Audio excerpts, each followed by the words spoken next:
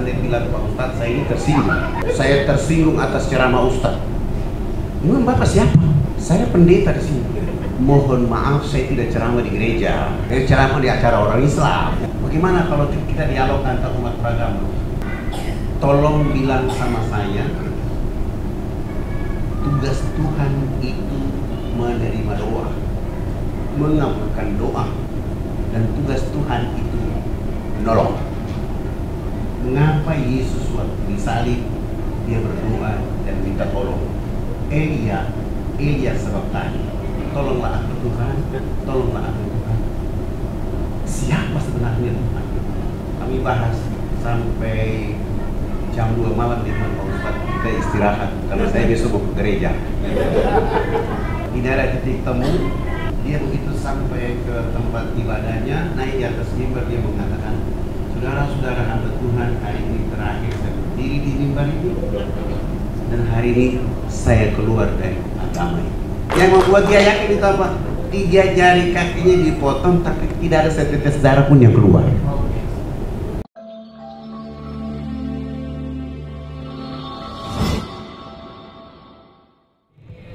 Assalamualaikum warahmatullahi wabarakatuh. Waalaikumsalam warahmatullahi wabarakatuh. Innal hamda lam yalid wa lam yulad wa lam yakul lahu kufuwan ahad. Asyhadu an la ilaha illallah wahdahu la syarika lah wa asyhadu anna Muhammadan abduhu wa rasul. Allahumma shalli wa sallim wa barik ala Muhammad wa ala alihi wa ashabihi ajmain. Yang pertama, sadar atau tidak sadar, suka atau tidak suka, hari ini dari jam 2 tadi kita sedang share lokasi ke surga, bahwa kita sedang membuat lokasi kita di surga hari ini. Duduknya kita di sini menjadi alamat nanti duduknya kita di surganya Allah. Jadi saya menyebutnya kita sedang share lokasi ke surga. Alhamdulillah. Yang kedua, salam terindah salawat kepada baginda Rasul Muhammad SAW, keluarganya, sahabatnya, tabi'in, dan pada akhirnya sampai kepada kita semua. Ini tema indahnya syariat Islam. Ada orang yang bicara syariat itu harus diberlakukan secara total, kafah, dan itu perintah Allah. Tetapi ada orang yang tidak mau Islam itu kafah. Padahal syariah itu adalah jantungnya umat Islam. Jadi kapan syariah tidak berjalan dengan baik, maka pincang jantungnya, mau pompanya ya lama baru terbuka lagi. Kenapa? Syariah itu mengatur orang dari mau tidur sampai tidur kembali, dan hidup-hidupnya semua diatur. Orang yang tidak mau diatur oleh Allah repot, berbahaya. Maka perlu syariah supaya mengatur orang hidup dengan jujur. Pama ditanya ijazahmu asli atau palsu? Harus bilang asli. Asli, bawa suratnya yang asli. Oh, ini ijazah saya yang asli. Jangan ijazahnya asli tapi tidak jelas. Maka yang mengatur supaya ijazah itu asli, syariah membimbing dia agar mengetahui bahwa betul antara ucapan dengan tindakan itu tepat. Itu yang perlu dilakukan oleh kita. Nah, bagaimana caranya? Satu, ketika kita menjadi muslim, jangan langsung ketakutan. Karena ada orang, saya ketika dialog dengan teman-teman Katolik di Jogja, waktu itu kita ada kira-kira 95 pendeta dan pastor. Mereka tanya, Pak Ustadz, kalau Indonesia berlaku syariat Islam, bagaimana dengan kamu? Saya bilang, Anda tidak berhak berada pada hukum itu, karena Anda belum mengenal Allah dan Anda belum mengenal Rasulullah Muhammad SAW. Dan kalau ada diberlakukannya syariat Islam di Indonesia tentang maling, koruptor dipotong tangan, Itu bukan berarti menghukum orang itu, bukan. Mendidik dirinya agar dosa korupsinya, dosa malingnya selesai di dunia, dia Allah sudah terampuni. Sebab kalau dia hanya dihukum dengan masuk penjara, di akhirat dia akan dihukum lagi. Dan kepada siapa diberlakukan hukum itu? Kepada yang orang sudah beriman kepada Allah dan Rasul-Nya. Kalau kalian yang belum Islam, ya jangan, kalian kan diwajibkan kena hukum ini.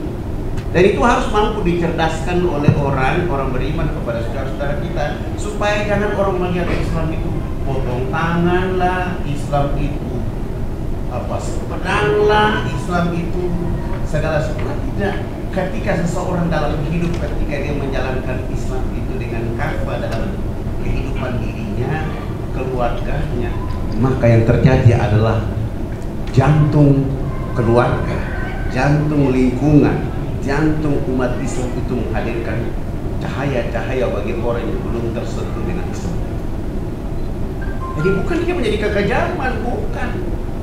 Syariat itu melindungi siapa? Orang yang tidak sholat. Kalau tidak ada syariat, orang tidak sholat, siapa yang kena? Itu musibah datang karena banyak orang tidak sholat. Karena syariat itu melindungi orang di hidup di alam, sekaligus menjaga ibadah kepada Allah Subhanahu wa taala. Karena kalau kita lihat Indonesia belum ada namanya departemen maksiat, belum ada. Tapi di Mekah, di mana-mana ada namanya lembaga yang mengantisipasi orang maksiat. Salah satunya maksiat terbesar adalah tidak melaksanakan sholat. Itu maksiat kepada siapa? Kepada Allah. Nah, kita di Indonesia belum ada, sehingga dituntut kepada seluruh umat Islam agar membuat syariat itu tidak sekedar menjadi muslim, tapi dia menjadi mabda dalam perjalanan hidup, jadi pandangan, sehingga kemana-mana dia happy. Kita lihat Nabi waktu di Mekah syariatnya ditahan, tapi ketika datang ke Madinah syariatnya hidup. Siapa yang hidup di sana? Ada orang Islam, ada orang Yahudi, ada orang kafir, ada orang Majusi. Mereka melihat itu happy Islam. Sehingga di pasar saja, dalam kehidupan pasar saja, saudara-saudara yang belum mendapatkan hidayah melihat tuntunan syariah itu, mereka akhirnya lambat laun mereka menjadi muslim. Oleh karena refleksi dari syariat. Karena dia ada jantung. Kapan jantung ini tidak maksimal, maka tidak maksimal. Nah, sekarang di Indonesia ini jantung ini tidak maksimal, maka 800 masjid yang menurut data Dewan Masjid Indonesia itu sholat duhurnya sepi, sholat asarnya sepi, sholat maghrib, isya, subuh sepi. Karena orang tidak menjadikan syariat itu menjadi Quran. Itu yang kedua. Yang pertama. Yang kedua, orang belum dengan ikhlas menerima syariat Islam itu untuk mengantar hubungan dia dengan Allah Subhanahu wa taala. Kita tidak sama dengan orang lain yang mau menghadap Tuhannya, terserah dengan gaya apapun terserah. Tapi Islam tidak boleh. Ada suka begini. Ada yang bertanya, Pak Ustadz, saya ini kan Islam, semua harus dimulai dengan Bismillah. Bagaimana kalau saya berzina mulai dengan Bismillah? Nah, ada syariat yang mengatur. Kapan pakai Bismillah dalam hubungan itu? Jadi nanti orang seenaknya ini saya kan Islam, berzina pakai Bismillah. Astagfirullahaladzim. Jadi perlu diluruskan. Karena dia menjadi tadi jantung, maka orang yang menyelam ke dalam Islam itu harus ikhlas menjalankan syariat Islam. Kalau orang Indonesia ini menjalankan syariat dengan baik dan benar, pada akhirnya negara akan memperlakukan. Nggak perlu kita keluar-keluar di mana-mana, melakukan syariat Islam, melakukan syariat Islam. Untuk apa? Al-Quran sudah menuntun kita, tugas kita adalah menyempurnakan jantung ini bekerja dengan baik, sehingga orang lain akan melihat bahwa ini Islam betul-betul warna. Ini yang korupsi orang Islam, yang menipu orang Islam, yang curang orang Islam, yang tidak jujur orang Islam. Di mana hasil? Maka di antara semua orang Islam kembali kepada Islam yang kafah, supaya dia betul-betul menyelam ke dalam Islam yang benar, sehingga Dia tahu bahwa mengambil hak orang lain itu tidak boleh, karena dilarang oleh syariat tadi. Dia tidak boleh sholat menunda-nunda kecuali berjamaah di masjid bagi yang laki-laki. Dia harus mampu melaksanakan aturan-aturan hidupnya sesuai dengan aturan Islam, supaya di dalam hidupnya dia berjalan dengan baik. Nanti akan orang menilai, oh ternyata betul yang disebut dengan rahmatan lil alamin itu adalah konsep syariah itu diberlakukan secara total dalam hidup dan kehidupan. Dan dia akan menjadi indah. Dan kita mulai bergerak dari situ. Saya ketika tahun 88 ada acara Isra Mi'raj. Saya diundang oleh ibu-ibu. Acaranya hari Sabtu pagi. Salah satu tamu yang mereka undang pendeta Alexander. Karena saya tahu dia hadir, saya naik di atas mimbar, saya bilang begini.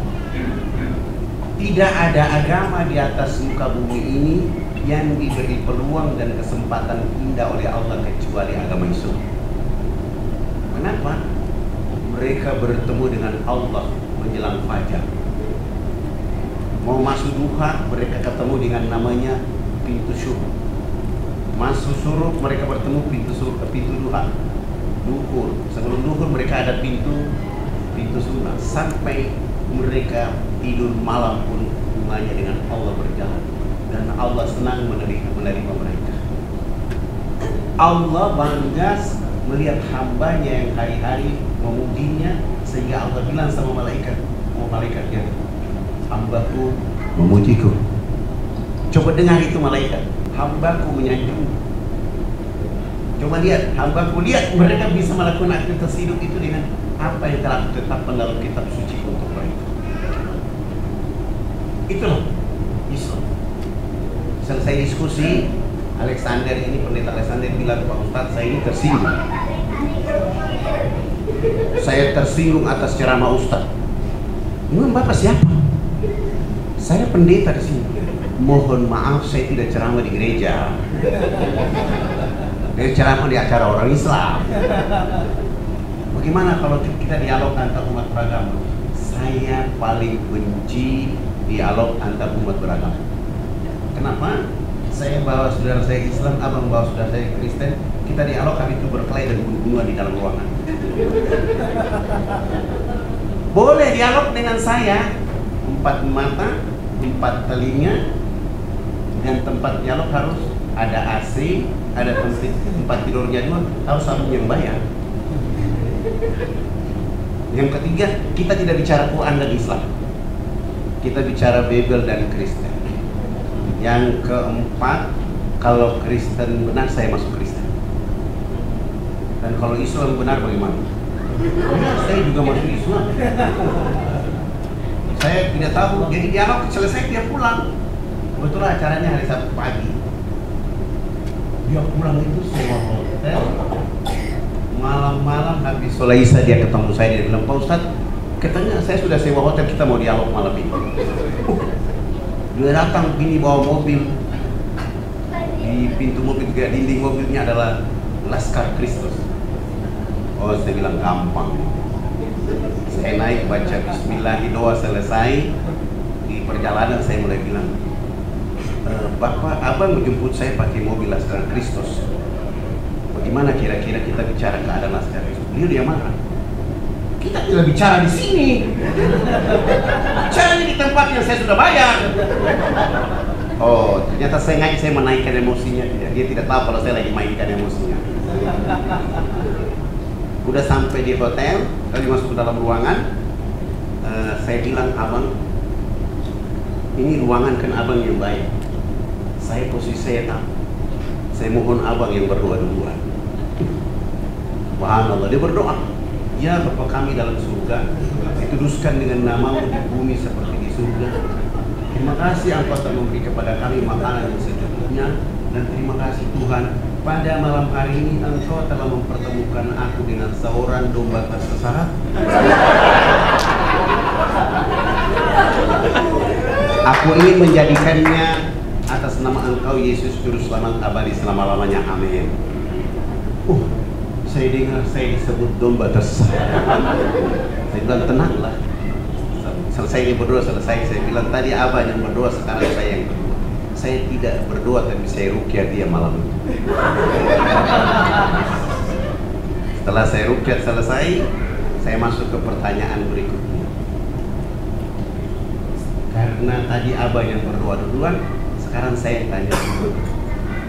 Tolong bilang sama saya, tugas Tuhan itu menerima doa, mengabulkan doa, dan tugas Tuhan itu menolong. Mengapa Yesus waktu disalib dia berdoa dan minta tolong? Elia sebab tadi, tolonglah aku Tuhan, tolonglah aku Tuhan. Siapa sebenarnya Tuhan? Kami bahas sampai jam 2 malam di rumah Pak Ustadz. Kita istirahat karena saya besok mau ke gereja. Tidak ada titik temu. Begitu tutup, saya masuk ke toilet dulu. Setelah wudhu, saya masuk tidur dan kan tempat tidur berdekatan. Saya belakangi. Ketika saya belakangi ada dengar suara di depan di belakang saya. Ternyata dia sedang menghipnotis saya malam itu. Dia baca doa, itu para saya. Oh, saya balik lagi ke bed cover dan menghadap dia. Di ruangan saya ingat saya baca dalam bed cover, saya baca ayat kursi sebanyak 17 kali. Dan saya juga tiup ke dia. Alhamdulillah, saya yang bangun sholat subuh, dia yang ketiduran. Ya, saya udah sholat subuh, saya datang jam 7, saya bilang, Pak, katanya mau ke gereja pagi hari ini. Beliau, iya. Bangun mandi, langsung pergi tanpa izin dengan saya, dia pergi. Subhanallah, dia begitu sampai ke tempat ibadahnya, naik di atas mimbar, dia mengatakan, saudara-saudara hamba Tuhan, hari ini terakhir saya berdiri di mimbar ini, dan hari ini saya keluar dari agama ini. Yang membuat dia yakin itu apa? 3 jari kakinya dipotong tapi tidak ada setetes darah pun yang keluar. Dia lari dari tempat itu, begitu masuk di kamar hotel, dia bilang, tolong saya Pak Ustadz, tolong saya. Kenapa? Saya bunuh diri dari agama itu. Kenapa tidak bilang sama saya tadi malam? Akhirnya saya ambil kopi, saya tutup jari yang terpotong itu, lalu saya telepon santri saya sudah dokter, tolong bawa obat dan ini untuk menyelamatkan. Ya, saya telepon yang santri yang sudah tentara, tolong beli tiket dan saya bawa lagi dia supaya jangan jadi masalah. Alhamdulillah dibawa ke Tangerang juga, di Islamic Village, di depannya almarhum ya Helmi Yunan Nasution, beliau syahadat, terus dikirim ke Mesir belajar Islam kira-kira 6 tahun. Sesudah itu dia pulang, jemput istri dan pergi haji.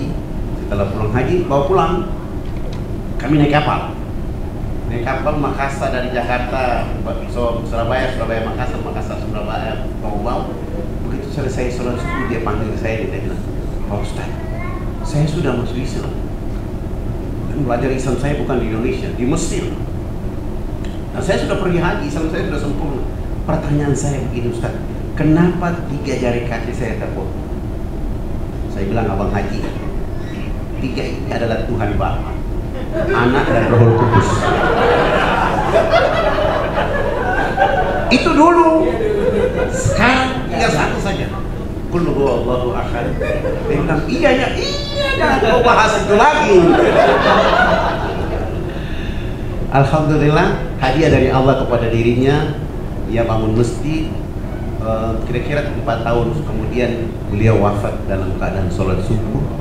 Kami semua bangun, dia tetap sujud, dan mimpi dia itu Allah kabulkan untuk husnul khotimah saat sholat subuh. Dan saya bilang sholat subuh pertama di Republik Indonesia, meninggal dunia dalam keadaan saudaranya Indonesia Tengah masih tidur, Indonesia Barat masih tidur. Dia sudah menghadap Allah bahwa saya kembali membawa agama yang kau ridho, yang aku dapatkan pada saat aku di bumi itu.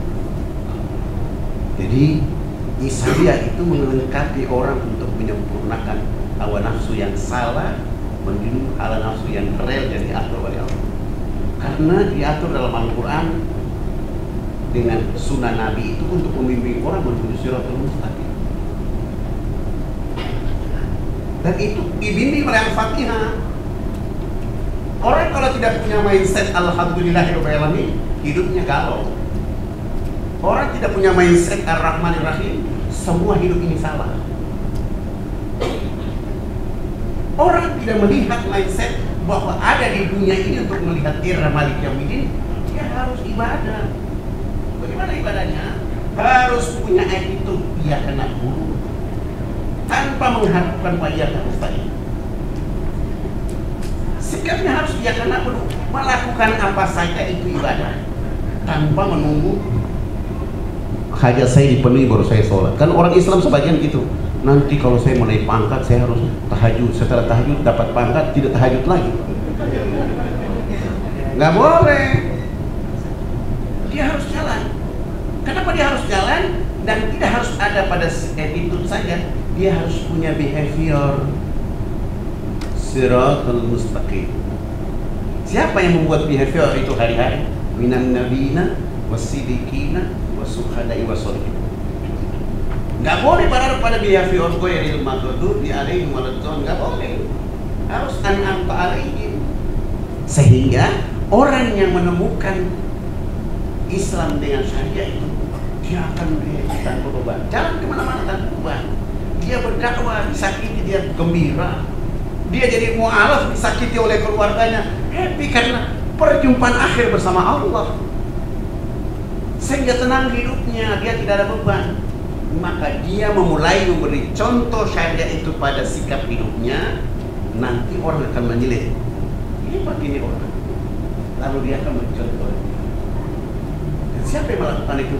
Nabi tidak berteriak syariat kepada sahabatnya, tapi Nabi memperlakukannya, lalu sahabatnya mencontohnya, lalu para ulama mencontohnya. Akhirnya menjadi sikap, menjadi mabda, menjadi syariat, aturan hukum, sehingga berwudu pun dipantau benar atau tidak. Makan pun harus pakai tangan kiri benar atau tidak. Karena itu energi hidup. Dan syariah itu adalah masker umat Islam. Kapan dia tidak pakai masker ini? Hidupnya galau kemana-mana, bertanya, sholatnya masih merantau kemana-mana. Allah Akbar, punya teman SD-nya. Allah Akbar, cicilan rumah belum lunas. Jadi syariah itu masker. Masker yang menjaga manusia supaya tidak boleh ada virus lain yang mengganggu hidupnya. Apalagi dengan sekarang Indonesia punya 335 aliran sesat. Akan terganggu kalau masker ini tidak kuat. Masker ini membuat akidah ini terjaga, tertata, dia menjadi mabda hidup, pandangan hidup yang mengantar dia membuat jalan hidupnya tetap menuju Allah. Ada gangguan dari teman-teman iblis laknatullah, dia tetap penuh. Dan di dalam syariah itu dilengkapi dengan pokok-pokok kehidupan yang mengantar manusia untuk terhindar dari pekerjaannya iblis laknatullah. Nah, sementara ada orang yang sudah Islam tapi dia membuat pekerjaan iblis. Sampai hari ini iblis di Indonesia melapor kepada Allah, saya mau pensiun di Indonesia. Saya mau pensiun di Indonesia.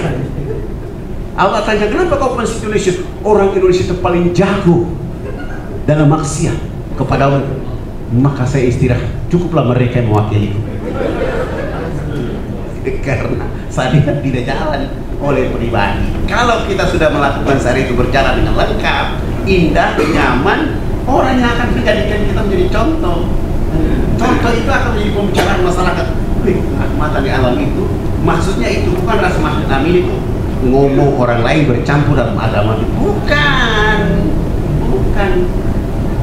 La a'budu ma ta'budun wala antum abiduna ma a'bud, sudah jelas. Artinya kita harus mencontohkan la a'budu ma ta'budun dan wala antum a'buduna ma a'bud, supaya mereka tahu ini yang dimaksud oleh saya membimbing orang tidak boleh mengadukan, mencampur adukan agama dalam hidup, karena mabdah hidup itu sudah ikhlas. Tidak boleh. Sekali lagi, syariah itu indah. Kemana-mana jangan bicara syariah, tapi partner perbuatan yang mendatangkan pandangan Islam pada orang lain. Walau saya disakiti ketika ada terakhir, mohon maaf, walau saat terakhir waktu saya dimasukkan ke dalam penjara 3 bulan karena pendeta dan keluarga masuk Islam. Habis itu 6 bulan karena satu kampung masuk Islam. Habis itu satu kampung lagi masuk Islam, saya dimasukkan 9 bulan lagi di penjara. Saya happy saja. Justru yang pusing yang menangkap saya. Begitu hari terakhir dari bulan ke-9 saya mau keluar, dia bilang begini, kenapa kau tidak takut dengan penjara? Tiap minggu, tiap bulan tidak ada wajah lain Dewan kecuali wajahmu saja. Saya bilang, kenapa saya harus takut dengan penjara? Saya kan bukan penjahat, saya bukan pembunuh, saya bukan pemberontak, saya juga bukan maling, saya juga bukan provokator. Saya hanya ingin mencerdaskan kepada saudara saya di negeri ini supaya mereka tahu bagaimana beribadah yang benar kepada Allah dan mengikuti Rasulullah.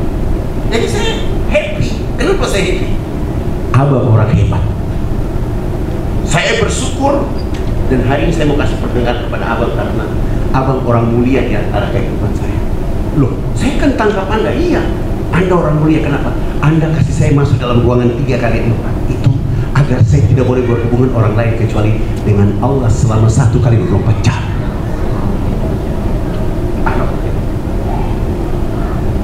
Setelah 3 bulan saya berdiskusi dengan Allah, berdialog dengan Allah, berselawat kepada Rasulullah dalam ruangan yang tidak ada orang lain kecuali saya dengan Allah. Saya sudah itu apa merasa belum cukup. Fadlan, kau harus masuk 6 bulan lagi. 6 bulan saya nikmati itu dengan tenang, sehingga saya bisa baca seluruh ayat-ayat Allah, saya bisa hafal itu kitab suci Allah, sehingga langit itu masih terbuka, ada melihat saya, oh ada hambaku di dalam ruangan ini, saya harus jaga dia. Setelah 6 bulan belum puas, abang kasih masuk saya lagi 9 bulan. Abang ini orang mulia. Tapi saya mau bilang abang, orang kayak abang ini suatu saat akan ditangkap oleh Allah dan akan disiksa oleh Allah karena abang selama ini salah menangkap orang. Langsung dia ketakutan. Begitu dia ketakutan, dia bilang sama saya, jangan kau kasih takut-takut saya. Akhirnya subhanallah saya tidak pulang ke rumah, pulang dari penjara harus dibawa pulang ke rumahnya. Sampai ke rumah dia suruh istri dan 5 anak duduk di ruang tamu dan dia bilang, ceritakan kepada kami tentang Islam. Subhanallah, 8 jam kemudian beliau bersama istri dan 5 anak pun mengucapkan 2 kalimat syahadat.